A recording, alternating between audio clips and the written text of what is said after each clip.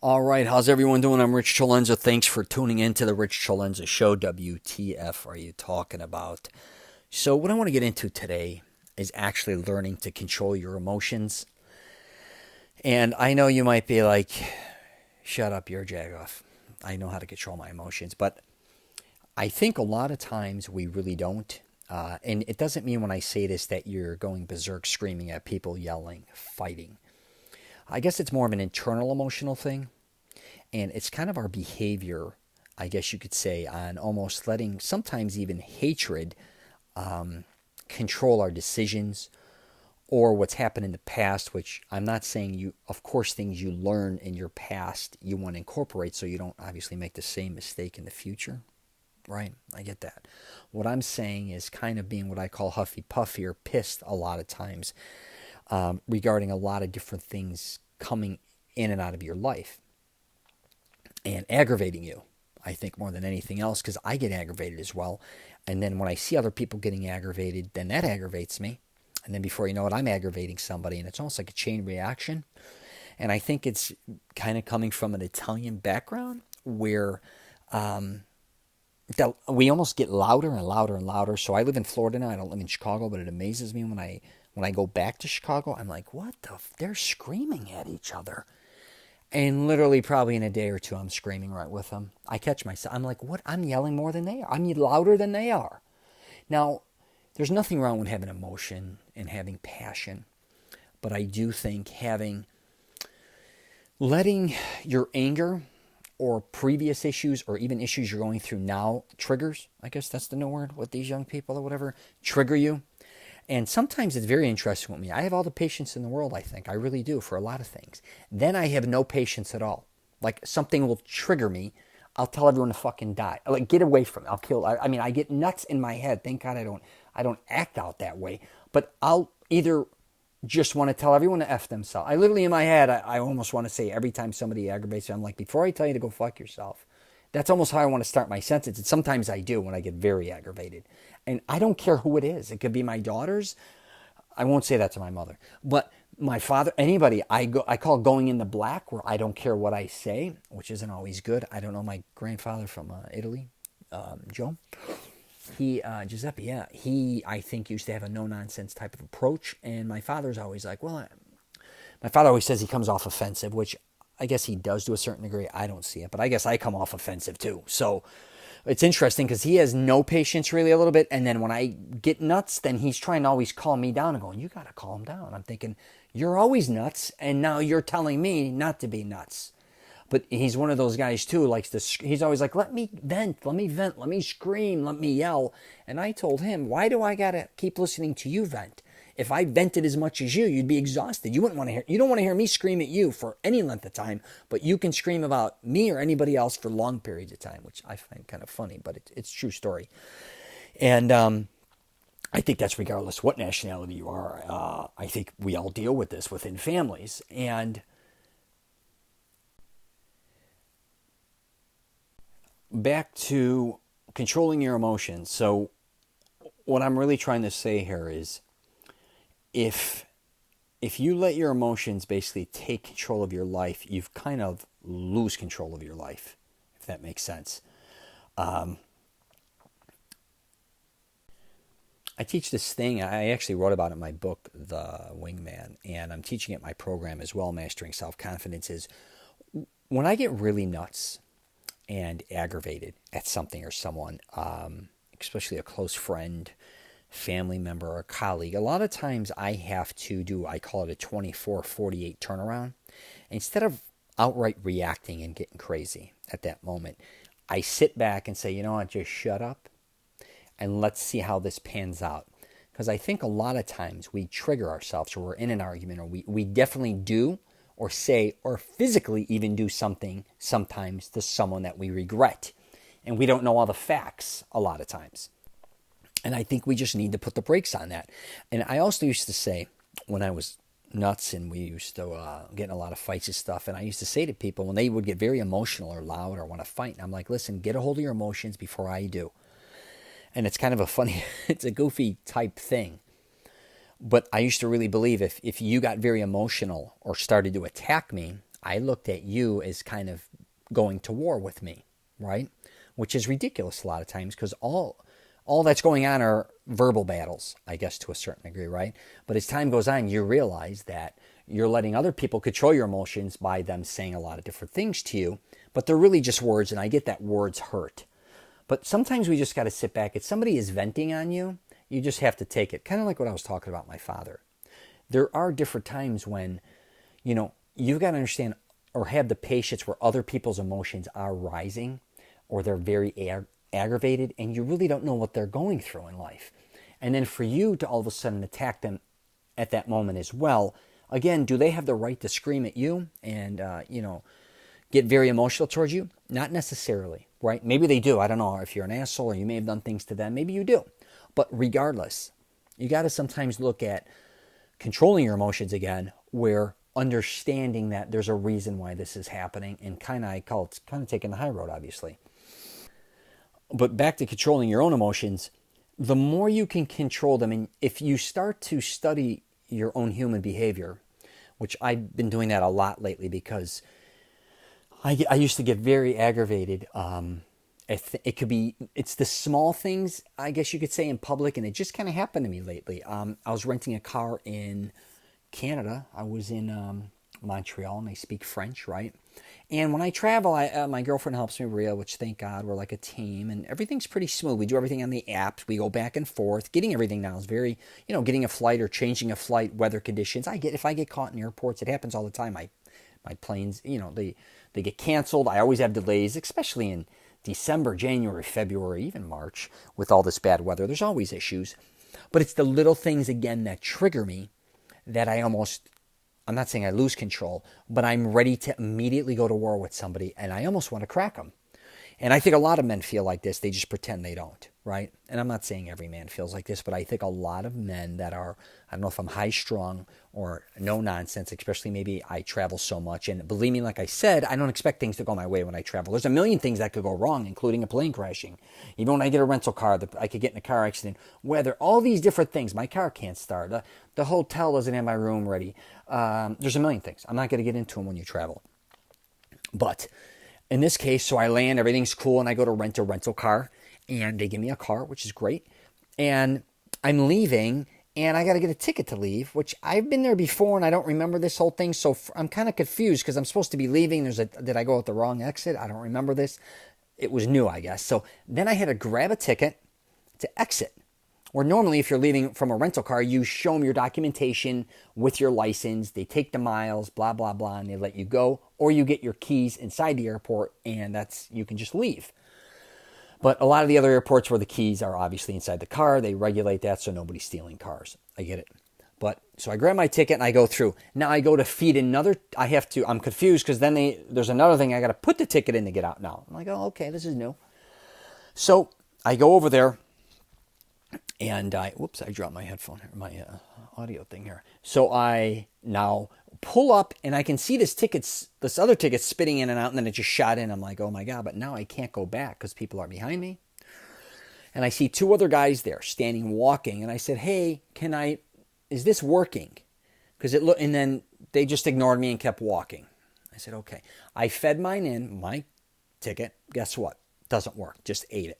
Now I'm sitting there. People are beeping at me. I want to get through. I don't even know if I did this correctly because I'm grabbing a ticket to go through it. I'm literally only going 150 feet. I don't even know what I'm doing. Now I'm getting really aggravated. Like now, for some reason, and then I turned around. So now everybody's got to get around. Now I have to back out. And I can't even explain it. So I'd have to U-turn, but now that's a street coming at me, other cars. Finally, all the people let me out. And they're pissed off at me, which, believe me, that's what I'm talking about. I'm aggravated. Not only at what's going on, I'm starting to get aggravated at them because they're aggravated at me. Again, I have to control my emotions, and obviously I'm just giving you some examples. So I crack a U-turn. I see those other two assholes just kept ignoring me. All right. So now I have to crack a U-turn going into an office area because there's no other way. You can't, I'm going towards traffic now. They're coming at me. I'm coming at them. I'm weaving around them. I pull in like an animal, and I walk in there, and they speak French. They're not even speaking English. I said, those two guys walked in there, and I literally said, hey, I asked you, why ain't the tickets? They didn't speak very good English. They only spoke French, which is really aggravating me. I'm thinking, well, then what the fuck? Okay, I get it. I'm still in Canada, which they're supposed to be bilingual. I guess they're not. Okay. And I says, I want out. You know what I mean? Like, why am I not out? Why am I even taking a ticket to get a ticket? Why do we need 2 tickets? The whole thing was kind of bizarre to me. Like, just let's go. I don't understand. I guess it combines with parking and all these other things, which is fine. I couldn't get out. Then they're like, well, you have to fill out. So a girl comes out and goes, you got to fill out paperwork. I said, paperwork for what? I'm just rented a rental car. I want to get the fuck out of here. And she's like, oh, we need your license of your rental car. We need your license number. License plates, your license, all this information, the rental car. I'm like, give me another ticket so I could just get the hell out of here. They wouldn't do it. And then I didn't have my glasses on me. I only had did I have my shades? It was nighttime, actually. I don't even think I had those on. So they're like, okay, fill this form out. Now I'm really aggravated because I got to fill this form out. And then I'm like, I couldn't read it all because and they're trying to speak French to me. Finally, I had to say, listen, does it sound like I speak French? Do I look French? So I got very huffy puffy. Before they know it, they just gave me a ticket, wanted to get rid of me. But at that moment, I was honestly so aggravated at these 2 guys because at first they knew I was having a problem and they ignored me. And I almost got hit, like I was saying, I had a crack U-turn, almost getting hit head on, coming there, and I couldn't escape. I was if that would have been me 10 years ago or 50, I should say 20 years ago or less, it would have been very bad. But thank God now I'm learning to control my emotions. But what I'm telling you is, the reason I'm getting to this point is, one day can be a game changer in your life. And a lot of people, I believe, a lot of times lose their emotions. And bad things happen all the time. That doesn't mean they're a bad person. But the more you can, I'm not going to say tolerate, because that's ridiculous. I hate tolerating certain things either. But having the patience, right, to control your emotions is what I'm saying. Because again, you can hurt somebody, and you can get hurt as well. I don't think a lot of people understand, by them losing their patience, a lot of times even verbally abusing other people. And I talk about this in my program, and a lot of times I always say you can catch the wrong person in your life at the wrong time, and it's a game changer. And I used to goof around when I used to have to collect money, and like we'd be talking to people, we'd have issues with people or whatever. And I used to say, listen, I'm not, we would discuss certain things, and I'm like, I don't think you understand. Exactly just like what I said, I don't think you understand. You may catch me at the wrong day, at the wrong time. Things are going to go bad, and it's going to be your option. Would you like to end up in the emergency room, ICU? We got to figure this out, because if I get aggravated enough, it's going to head that way. Or you got to kill me or put me there, because that's how kind of high strung I was and how berserk I guess I'd get. And I see that with a lot of my uncles and family members, especially from Italy. I don't know, because my other side of the family, they're yellers kind of to a certain degree, only when they're mad, but they are wonderful. My father's side of the family, my uncles are they talk a big game, but it's not physical. On my mother's side of the family, the ones from Naples, it's almost, I'm not saying it's more physical, that's ridiculous, but it's both. And I fit more in the physical side of things, I think, than just the yelling. I don't mind the yelling, right, and getting emotional. But then there's almost, if it keeps going, then I start wanting the physical aspect of it. And again, that's my emotion saying, I don't know why I want to hurt this person, or I want to crack this person, or I want this person to respect me. Again, that's an insecurity I have. I don't know even in my mind now, I'm trying to figure out, what does that make me more superior than this person? Why am I doing this? What's the real outcome? The outcome is usually bad. You hurt somebody, like not long ago, my uncle hurt somebody, and all of a sudden, before you know it, they're in a lawsuit, right? Or we get nuts with some cops, or we get in an argument here. It could be at a wedding, there's a fight there. Why? Why is this all happening? Now, if somebody attacks you, I get you want to, obviously, protect yourself 100%. But a lot of times, you're part of the problem. Your emotions are, part of that game. What's interesting with me is you'll never get a negative text usually from me. I don't argue on text. I don't argue on emails. I mean, I'll just send my point of view, but you could call me at any time. And what's really weird with me is you could get in a screaming match with me, or even a physical altercation, especially if you're a family member, friend, or a colleague. 5 minutes later, I'll go sit and have a beer with you. I could care less. It's weird. It's just something that I guess I have emotionally mastered, good or bad, I don't know. But when it comes to you, I'm just telling you, be self-aware of your emotions and don't let them destroy you. And if things are bothering you, discuss them when it's not a horrific time. And that could even go for relationships. And I get sometimes you may just say something to somebody and they're already high strung or they're ready to argue with you anyways. Don't fall for it a lot of times. Just be like, like if you're arguing with, and I talk about this in my program, if you're with your girlfriend or your wife and you're, certain things, you don't have to throw certain things up. Or if you do want to get through certain issues, there's a right time and a right place. Because I can assure you, when you're screaming at each other, and then you start bitching about something else, that's not the time to do that usually. If you have a problem, wait till things calm down. And then maybe if you're in a restaurant or a bar and you're both having a drink, calm down and say, you know what, I was thinking about this. Now, if she starts firing off and getting nuts, then I don't know what to tell you. But a lot of times if you have issues, confront the issues, I guess I should say, when things are calm, and keep them calm. If you're going to come out blazing, don't expect somebody else not to come out blazing too. Now, if they come out blazing at you, do not always allow that person to trigger you to make you nuts. I know that's easy for me I understand that's easy to say now because you may, have something, I call it like brewing. Because I think a lot of us, especially men, and I actually relate it to sex as well, on the flip side. So men a lot of times with their emotions are like a hot pot of, like a boiling pot of water.